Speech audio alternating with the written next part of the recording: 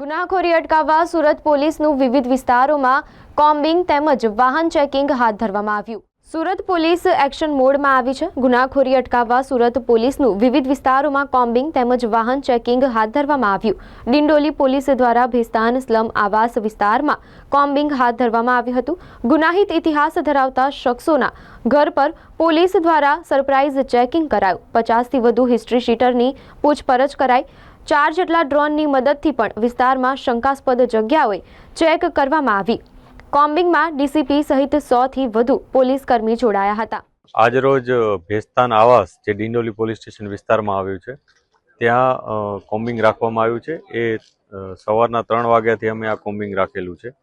આ કોમ્બિંગમાં અમે આ ઝોનના તમામ પોલીસ સ્ટેશનના પોલીસ ઓફિસર્સ અને માણસોની એક આખી ટીમ બનાવી છે અને લગભગ 100થી વધુ અધિકારી અને કર્મચારીઓએ આ ભેસ્તાન આવાસ છે કે જેમાં 1600થી વધારે મકાનો આવેલા છે એમાં અમે કોમ્બિંગ હાથ ધરેલ છે। આ વિસ્તારમાં જે જગ્યાએ હિસ્ટ્રી શીટર્સ એમસીઆર કાર્ડવાળા જે છે જે રજિસ્ટર્ડ છે એમસીઆર કાર્ડ એ બધાના અમે ચેકિંગ કર્યા છે। આ ઉપરાંત એમના ઘરમાં ચેકિંગ કર્યું છે કે એ કોઈ પ્રતિબંધિત વસ્તુ મળી આવે કે નહીં એ બાબતે પણ અમે તપાસ કરી છે। આ સાથે આ વિસ્તારમાં જે એરિયલ વ્યૂ માટે અને એરિયલ ચેકિંગ માટે અમે ડ્રોનનો પણ ઉપયોગ કર્યો છે।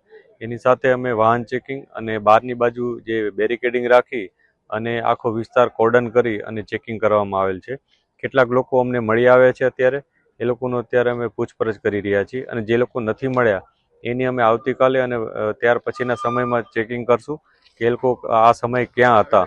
જો એ લોકો આ સમયે આ વિસ્તારના રહેવાસી હોવા છતાં આ વિસ્તારમાં ન હતા તો એના ઉપર પણ અમે તપાસ કરીશું અને જે પણ કઈ વસ્તુ મળશે એના ઉપર કાયદેસર કાર્યવાહી કરીશું।